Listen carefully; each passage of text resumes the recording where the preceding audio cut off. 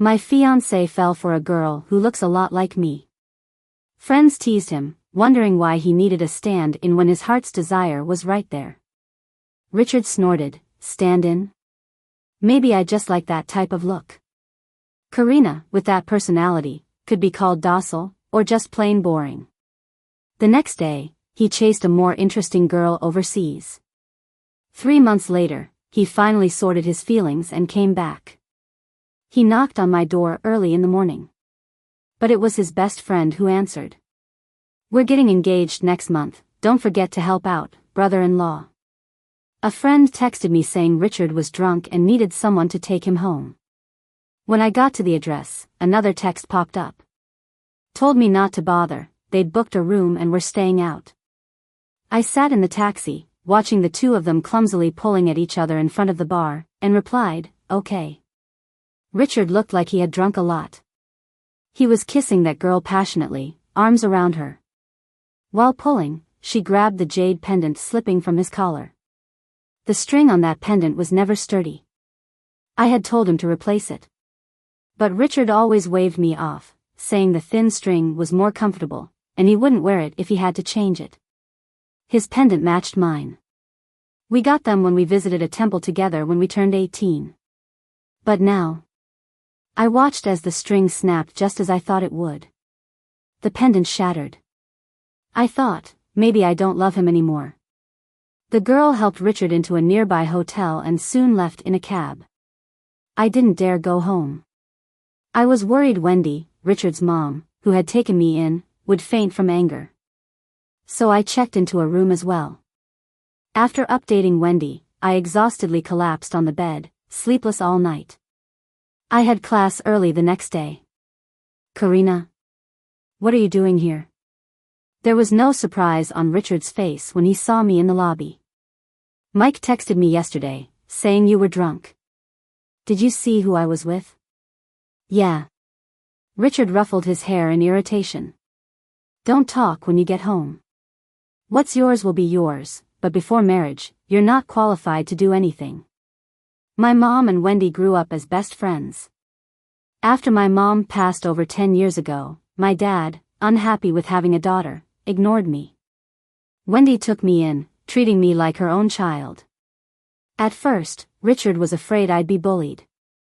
He'd protect me whenever someone teased me. Called me his little wife. Even in college, we were inseparable. The grown-ups joked about an arranged marriage so much that it almost became real. But in recent years, Richard grew distant. I thought it was because he'd taken over the company and was stressed.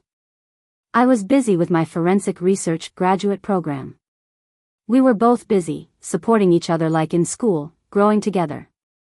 But somewhere along the way, he stopped calling me sweet and quiet. Instead, I became dull and uninteresting. He hated that I was studying to be a forensic scientist, said I smelled of corpses. Even though I hardly did labs and scrubbed for hours afterward. He just kept drifting further away. At first, I was lost. After years of being so close, loving him was just a habit. Even yesterday, I was clinging to childhood memories, waiting for him to turn back. But now that the fog has lifted, I see we parted ways at some unnamed crossroad long ago. A week after our hotel spat, my best friend sent a flurry of messages. Did you know Richard cheated? A high school friend messaged me, saying she saw Richard shopping with a girl. She called gossiping, asking if you guys broke up. Karina, what's going on? Lily's not one to hold back, she'd probably want to confront him. I quickly called her. Lily, don't go to Wendy. I can handle this. So he really did cheat, the jerk? No. I laughed bitterly to calm her, we were never actually together. But you guys are engaged. In words only. He never confessed or acknowledged me as his girlfriend. The only close moment was in freshman year. When a senior gave me a love letter, Richard snatched it and kissed me in front of everyone. But he never brought it up again. I thought he was shy, but now I think. Maybe it was temporary possessiveness he regretted later. Wendy's been having heart issues, she shouldn't know. You can't just take this quietly. Yeah, I plan to tell Wendy gradually, but I'm still living there and can't make things awkward. Lily was silent for half a minute, then said, Driver, turn around, we're not going. She's always quick to act. All right, you seem to have a plan. I won't meddle. But don't lose to that jerk Richard. My cousin suggested a dating app, the type you seemed interested in. Find yourself a cute young guy and make Richard jealous. As I chatted with Lily, I left the lab and headed to the cafeteria. On her urging, I reluctantly downloaded the app. Just opened it when a friend request popped up, but I got bumped from behind, dropping my phone. Sorry, oh, hey, senior. It was a sophomore from my major. Did you know? Your friend set up a whole bunch of roses on the sports field. He's proposing to my roommate. The classmate looked distressed, pulling me towards the field. My roommate Linda resembled me a lot, what a twist. By the time we arrived, a crowd had gathered at the sports field. Richard was there in casual clothes, not his usual business attire. His hair casually brushed over his forehead, playing the guitar for a girl in the center of the roses. Looking youthful and cheerful like a college freshman. Even though I was prepared, seeing that scene, my heart still stung painfully. He never really liked playing instruments. When I was learning piano as a kid, Wendy wanted him to learn the violin. But he found it tiring, so he ended up choosing the guitar among a bunch of instruments. Richard said he wanted to go through the struggle with me, but not too much. The song he plays now is still the one I taught him. I glanced at the girl who was being confessed to. I couldn't see clearly that night, but now I see what my junior said, she does look a lot like me. The girl noticed my gaze. She held eye contact for about 2 seconds and then looked back at Richard. Just when everyone thought the confession went well, the girl threw the bouquet and ran through the crowd. Richard saw me and, as if he realized something, shot me a disgusted glance before chasing after the girl. The college students watching whispered among themselves. Every now and then, I heard familiar dramatic labels like stand-in for the crush and vicious supporting character. Senior, you okay? The junior who dragged me over finally realized she messed up. It's fine, but from now on, don't get me involved in their business. I'm not even close with that person. Oh. When I got home that night, I realized I had accidentally accepted a friend request earlier from that event at noon. Must have happened while I was dealing with the junior. The profile pic was a teddy bear on a guy's abs. Hey. He only sent one message in the chat. I tried testing the waters with a funny greeting sticker. Instant reply, that's me in the pic. Interested, sis? Sure. Maybe it's because I was hit so often by my biological father as a kid, or maybe it's because I've been living under someone's roof for 10 years, acting nice for protection. People either die suppressed or turn out twisted. The guy named Z ended up fitting my preferences surprisingly well. We ended up chatting all night without realizing it. For the next half-month, Richard didn't show up in front of me. Although we lived in the same place, you can avoid each other if you really want to. I had no shortage of things to talk about with Z during these 2 weeks, from hobbies to little things in life. Lily even joked that I seemed more lively now that I wasn't circling around Richard. After I washed up for the night, I habitually connected with Z on a call. After a while, Z got bold, sis, let's video call. Regarding the sis nickname, I did want him to change it. But he insisted he was used to it, so I let it slide. I hesitated for a second, then accepted the video call. We were all adults, everyone knew the real deal on this app. We silently agreed not to show our faces. I thought Z would be a cozy family man. Surprisingly, the guy on my screen was in a full suit. And it looked like he was in an office. Working late, huh? I'm done, but I thought you might be asleep by the time I got home. So thoughtful. I pretended to poke his Adam's apple through the screen, saying, you're so obedient, you should get a reward. So, ready to start a game? All right. He swallowed subconsciously, like I really touched him. Maybe it was because I was avoiding Richard that Wendy guessed we had a spat again. One weekend morning, I went downstairs for breakfast and saw Richard sitting at the table. "Karina, it's such a nice day. Let Richard take you out. You always bury yourself in labs, you'll wear yourself out." Wendy pulled me down beside her, handing me some utensils. "Look at you, all skin and bones from the hard work." "Mom, I already made plans with Mike and the guys to hit the hot springs and talk business, no time for her," Richard said coldly, crossing his arms. "Hot springs? Then just bring Karina along. If you refuse, your dad's taking back the project you're working on." Faced with Wendy's persuasion and threats, Richard took me out. At the Hot Spring Hotel entrance, Richard took a selfie with me, then sent it to Wendy. "All right, we're just having a guy's dinner. You won't be comfortable here anyway. There's a shuttle from here to the city." Richard had no intention of letting me come in. "Richard, why aren't you guys coming in? Karina, you're here too, Johnny was just talking about you." Mike came out from the lobby, one arm around Richard, the other guiding me inside. "You're here, enjoy it with us." "Who's Johnny?" I was a bit confused. I don't really know much about their circle. He just got back from abroad. "We mentioned you and Richard, and he said he knows you." It took me a while, but I remembered being involved in a case with a professor for a domestic violence review. Turned out Johnny was a family member of the victim. "Johnny, you sure you know this Karina?" We walked over. The man in the main seat stood up. His stern look turned gentle instantly. "Karina, long time no see." Mike nudged me next to Richard with a subdued humph heard. "So, how do you know each other?" Curious eyes were on me. He found my lost phone and returned it, so we met once. I politely nodded to Johnny, deciding not to share more because of privacy concerns. People dropped it and moved on to another topic after a while. I snuck a look at my phone, no rides available, and the next shuttle was in an hour. Fine, I'll just enjoy the meal. Just like usual, I turned invisible and revisited my new experiment's details. The flow was interrupted by a phone chime next to me. "Linda, I'm hanging out with the guys." "Yeah, shopping tomorrow." "And dinner." After hanging up, Richard kept texting, all mushy. The group's excitement dulled a bit. Some exchanged gossip-laden looks, some seemed sorry for me. Mike gave Richard a nudge. "Richard, who's Linda?" "Your fiancé's right here."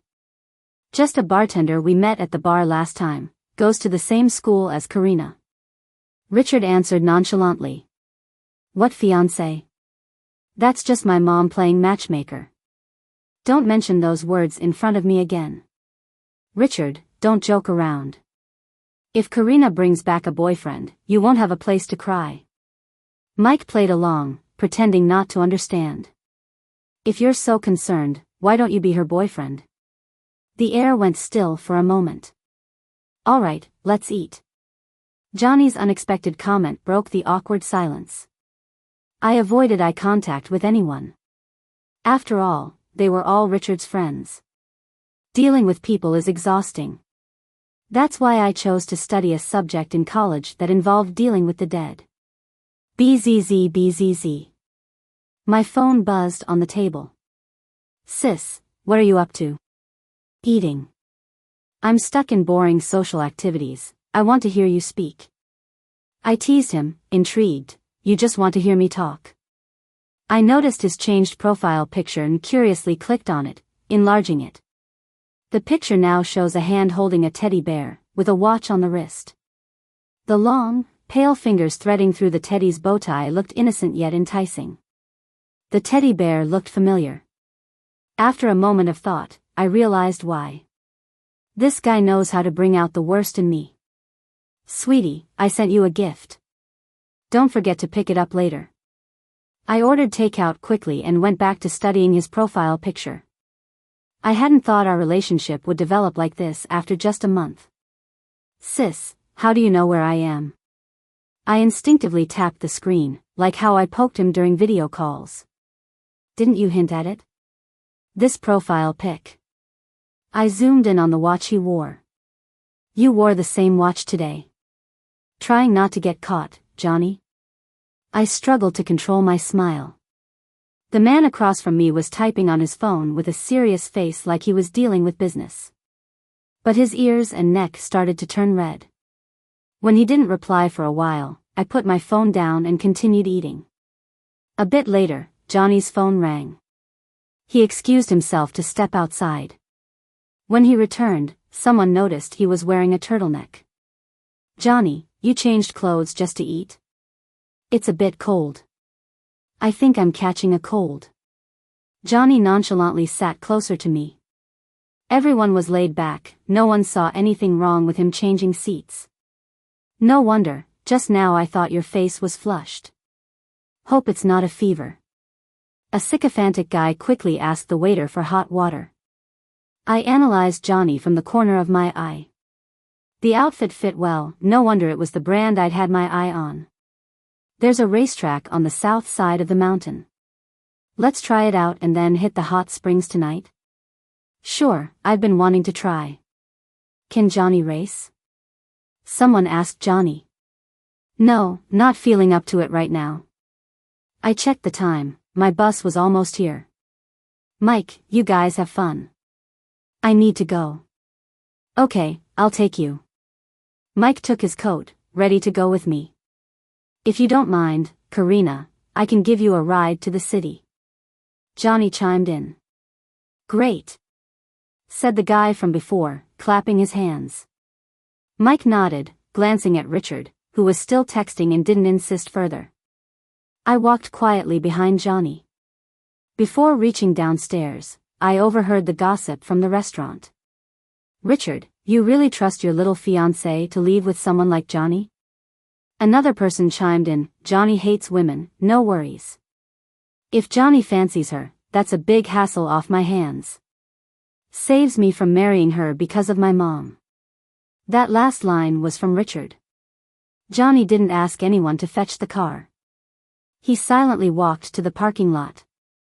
Thinking, I watched his back. Sure enough, he stopped at a spot without cameras. I leaned back against the wall, relaxed. A few minutes later, he finally turned around. Come here. Without hesitation, he walked over and quietly stood in front of me. Bending down, he gently nuzzled my outstretched hand with his cheek. Do you know what you did wrong? No. I lightly kicked him with a smirk. He grunted, looking up tenderly with his pretty eyes. I shouldn't have held your hand under the table without permission. Nope, try again. I took too long to change clothes. Johnny tugged down the turtleneck's collar, showing the necklace I chose for him. Not that either. I tugged on the bowtie charm, leaning in to stare into his eyes. I'm sorry. I already knew your name was Karina. That teddy bear is the one you caught from the claw machine for a kid. I swapped it with a game machine. What about Lily's cousin? She's an intern at my company. Her task was to get 10 people to download that app. All that trouble for me? When you examined my mother professionally, I was impressed. Back then, I felt more gratitude. I remembered seeing him at the bar, that's when I realized my preferences, using him as a test subject. Though it was brief, he happened to see it. Johnny buried his face in my neck. I always believed no one could control me, until I met you. I like how focused you look in your lab coat. I took him back to my small apartment. It was rented the day after seeing Richard kiss that girl.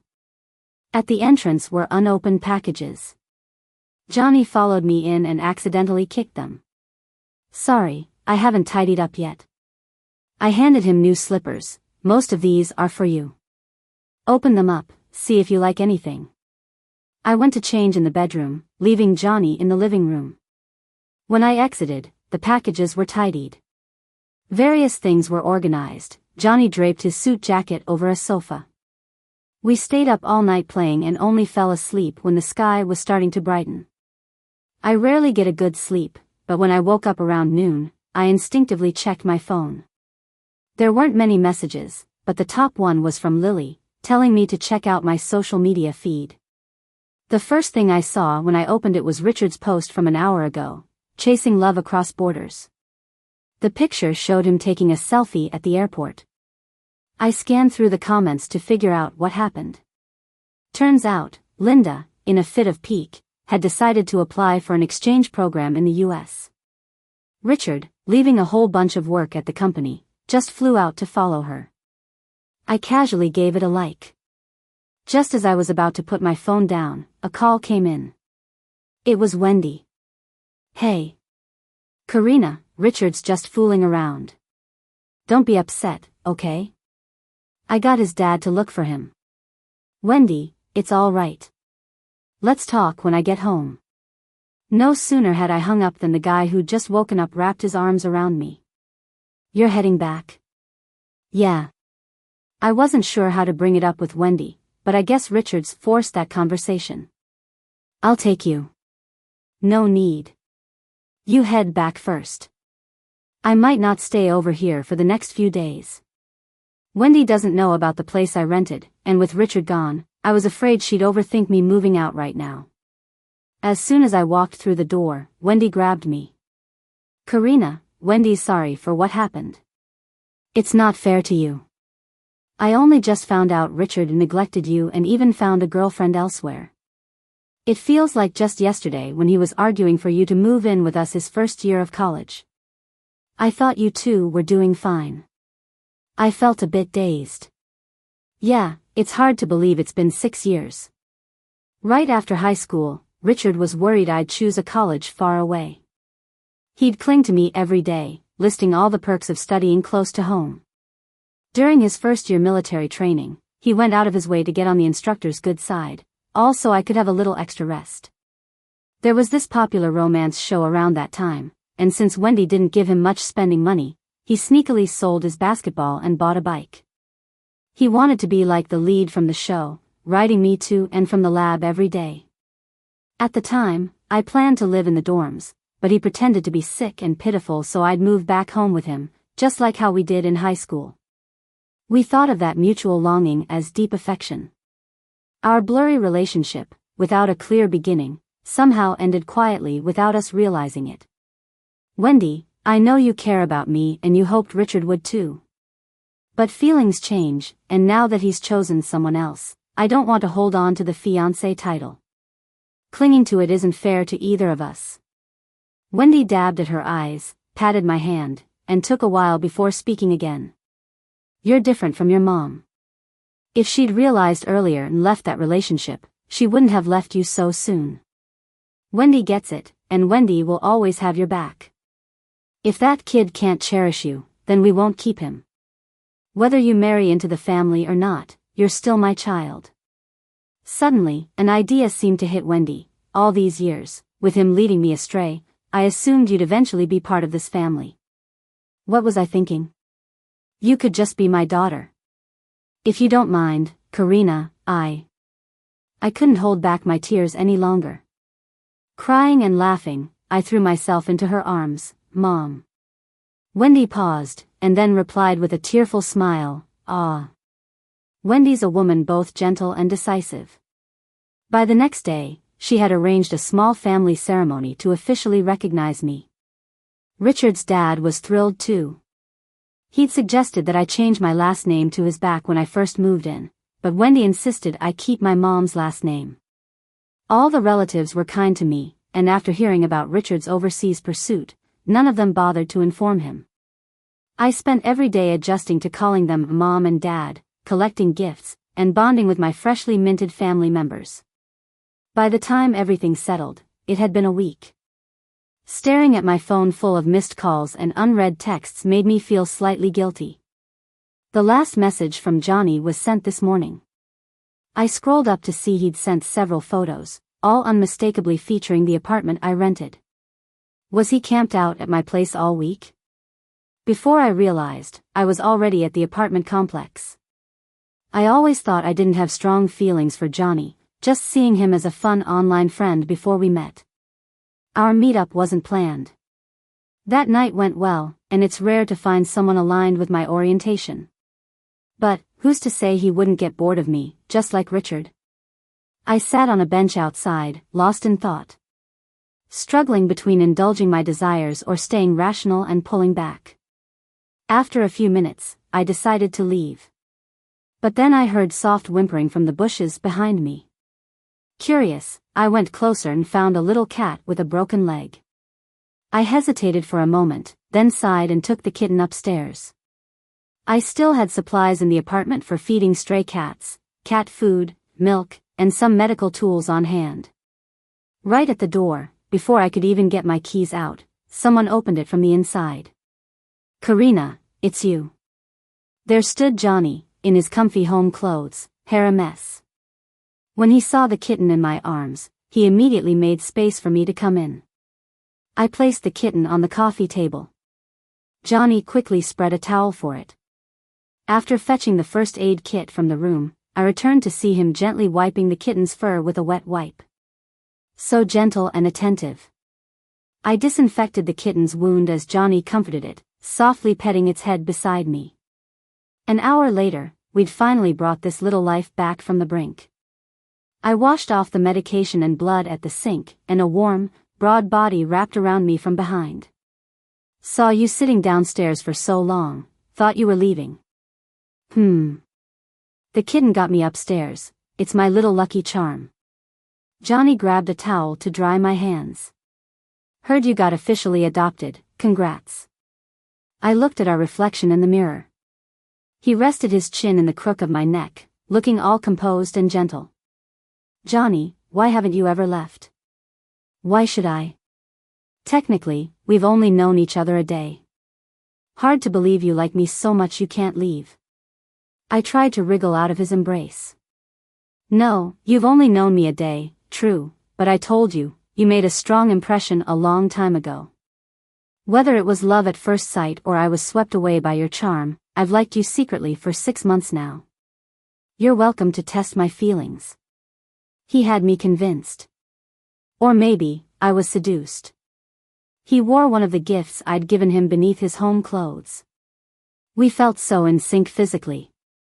Caught up in the moment, I convinced myself, why not follow my heart and live in the moment? Why get stuck in societal norms? Johnny scooped me up and headed for the bedroom. As we passed the living room, the phone started ringing.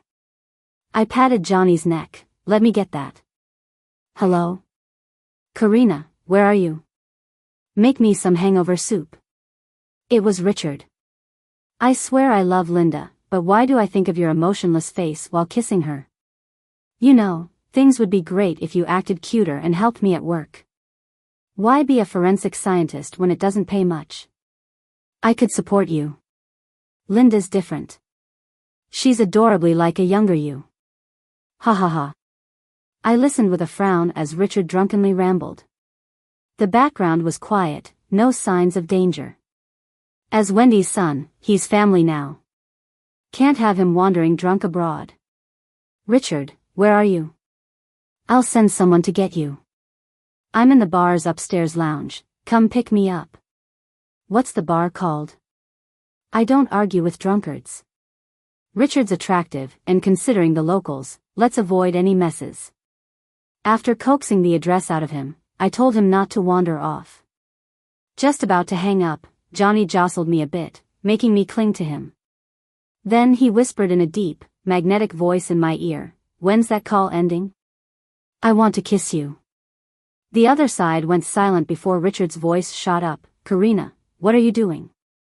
Who's with you?" "Karina, I'm warning you, you're my fiancé. You'll be part of my family. Don't make me a fool." I hung up on him coldly before he could say more, repeating in my head that he wasn't beyond redemption. After all, he's my adoptive parents' only flesh and blood. Sent the bar address to a friend abroad, then blocked Richard. "He says you're his fiancé." Johnny sat on the bed, pouting. "Didn't you already mark your territory?" I pulled his collar towards me. Disobedient pets get punished without the owner's permission. "Then please, punish me. Spent days in the apartment just enjoying life with Johnny. Nearly forgot about school duties. With only half a month's leave for the adoption process, I didn't have much time left. Lying in bed, staring at the ceiling. Life's too good. Heard the apartment door open and close. It must be Johnny with breakfast. Waited forever, but he didn't come in. Tossed on a robe, casually opened the door. Lost puppy? What took you? Voice cut off abruptly. In the living room was the mom I'd known for just days. Our eyes met. My slumbering senses snapped awake. Stared blankly at Johnny, feigning innocence with a water glass at the kitchen. Yelped, shutting the bedroom door tight. Took half an hour before I came out again. Apparently, the professor had called home. Mom realized I wasn't away with him. Couldn't reach me, asked Lily, learned I was renting. Well, at the apartment door, confirmed I wasn't in danger with neighbors. About to leave when she ran into Johnny with breakfast. Karina, you're sure it's not about getting back at Richard? Mom sent Johnny off, gently cupping my face. Her eyes shifted to my neck, her expression perplexed. Mom, I'm not with him because of Richard. Just a lucky chance, really hit it off. That's good then. That's good. Mom's no old school fogey. If it weren't for that kid holding you up, our Karina could snag 100 men. Satisfied with my explanation, she left. Once the door shut, I turned around but couldn't find Johnny. Burst into the bedroom with fury. There he was in the maid outfit I bought 2 days back, kneeling on the bed. Nearly 6'3", taking up half the mattress. His muscles highlighted perfectly by the costume's ribbons. Shamelessly, I forgave him. Since Richard's drunk call, he'd quit reaching out. A friend said Richard and the girl were on and off several times. But every time he drank, he yelled for me. My only comment? Pathetic. 3 months later, I finally got another text from him. It was from a new number, but the tone was unmistakably Richard. Airport, come to pick me up. I rolled my eyes and promptly blocked his new number. Yesterday, Mom mentioned it was getting chilly, so I planned to hit the mall and get scarves for her and Dad. I spent an hour before finding ones that I liked. Also picked up some small gifts for Johnny. Then, I unexpectedly ran into Richard's brother Ken and his girlfriend. Back then, Ken was the one in Richard's circle who couldn't stand me. He thought I was morally blackmailing Richard, claiming my presence as his fiancée was troubling for Richard. What are the odds? Ken forced a smile, pulling at the corners of his mouth. He barely got 2 words out before someone behind him yanked him aside.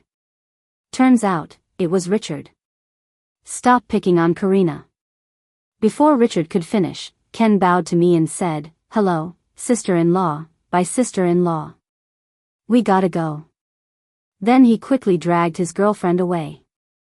Richard snorted, grabbed the shopping bags from me, and said, Ken even called you sister-in-law? We're not even married. That kid, always brown-nosing. I didn't bother to explain to him. He was afraid that I dealt with his family's mysterious deaths in the past. When Johnny came to pick me up from work, he even scolded Richard in front of their dad. The dual fear, both physical and mental, made him see me like a mouse sees a cat. Back home, I rushed to my mom. Mom, I got you something. What did Karina get? Let me see. I snatched the bags from Richard and pulled out the scarf to wrap around Mom. Oh wow, it's beautiful. Right? I also got one for Dad. You guys have matching ones. Richard was left in the cold, no one paid him any mind. Finally, he spoke up, a bit coolly, got my mom in on your side, huh? Even calling her mom now. Don't think you can use this to rush me into marriage. If I can run off to another country for 3 months, I can stay out longer. But Mom and I ignored him. Richard cleared his throat loudly, getting Mom's attention. Fine, go wherever you want, Carrie's like a sister to you now, don't worry about us forcing you into marriage. Mom rolled her eyes, pulling me aside lovingly. That tactic doesn't work on me. Save it. Richard huffed off, slamming doors. Almost 30 and still so stubborn and full of himself. Mom glanced upstairs, turning back with a sigh. His personality is just like his dad's when he was younger. If I weren't so foolish, I wouldn't have let his dad win me over. Your father only started appreciating me when he turned 30. We need to find someone who's kind, good character from the start, and truly cares for you. Like Johnny. He seems nice from what I've observed recently. Since Richard's back in town, I didn't feel like staying here. So, after dinner with Mom and Dad, I headed back to the apartment. The next day, Johnny woke me up, saying Mom called. Karina, that rascal Richard is on a tear, saying he's coming to find you. I leaned against Johnny. Mom, what's happening? Remember we talked about hosting an engagement party for you two a couple of weeks ago? The invitation samples by the designer came in this morning, and Richard saw them. I told him we've officially welcomed you as our daughter, but he's not buying it. He insists on getting answers straight from you. I didn't give him your address, but he might figure it out. I rubbed my temples, just as a knock echoed outside. Mom, looks like Richard might be here now. I hung up and leisurely got dressed. Johnny, already halfway dressed, went to the door. Through the bedroom door, their conversation was clear as day. Johnny. What's going on between you and Karina? Why does the engagement invite have your names on it? It's simple. Karina and I are engaged in a month. Do help out with the guests, dear brother-in-law. Johnny's usually calm exterior now sounded infuriating. What brother-in-law? And what's that mark on you? Don't tell me you and Karina slept together last night. Karina is my fiancée. Can't believe you slept with my girl. I couldn't take it anymore, worried he might quietly sulk again later. I quickly opened the door to avoid further drama. Richard, why are you losing it here? I walked up in my high heels, clicking to the entrance. What's going on with you and Johnny? Richard clenched his teeth, gripping the doorframe as Johnny blocked his entry. We're just dating, nothing official. But since we're doing well together, we're getting engaged. Problem? But isn't there an agreement between us? How can you be with another man? What agreement? Got it in writing? Witnessed by anyone? And I am already adopted as a daughter, now your sister legally. Check the family registry if you don't believe me. I rolled my eyes, ignoring his expression. Stomped heavily on his foot, still blocking the door. As he yelped and stepped back, I slammed the door shut. Finally, some peace and quiet. Why the heels? Johnny lifted me, kicking off my shoes.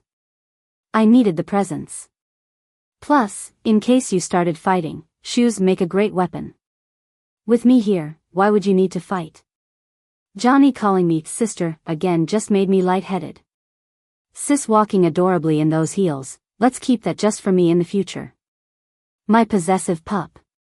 I didn't imagine Richard being this stubborn. When heading out for school, he was still standing there. His eyes were burning red. In Johnny's car leaving the neighborhood, I could see Richard still standing there, motionless, as we left. That night, I didn't bother going back to the apartment. So I ended up staying at Johnny's place. I'm not exactly scared of Richard, but he keeps popping up everywhere we go, and it's really annoying. Back when I was all about him, I thought everything about him was amazing. He was persistent, had ideas, and seemed really manly. But once the love was gone, all I saw was him being stubborn, impulsive, and ridiculously childish. Sometimes, women can get tricked by their hormones, thinking a guy is their lifelong rock. Yet, when the feelings fade, only then do you see a man for who he really is. To love someone else, you gotta love yourself first. I don't want to be like my mom, using up my youth to help a man grow. Maybe things might turn out well, but you can't get back the energy wasted. My mom and my biological mother were both music geniuses. If my biological mom hadn't trusted the wrong person, she wouldn't have passed away so early. And if Wendy hadn't chased after Richard's dad when she was young, she might have been a world-renowned pianist. Instead of just having the title of Madam like now. I asked her if she ever regretted it. She said, maybe a little, but once you make a choice, you shouldn't look back and idealize the path you didn't take. Lily texted me saying Richard went nuts. He tried to use the family business to pressure Johnny's group, but his dad stopped him in time. Lately, he'd always be at my school, waiting for me to finish class. He never said anything, just watched me get into Johnny's car, and saw us drive off. The day before the engagement, he finally couldn't hold back and got into a fight with Johnny when I wasn't around. When I saw them, both their faces were bruised. Johnny's clothes were all torn. I was so mad, I slapped Richard. I don't get who he thinks he's showing off to. I'm not his property, I won't just wait for him to come back. For my parents' sake, not completely cutting ties with him is already the most I can do.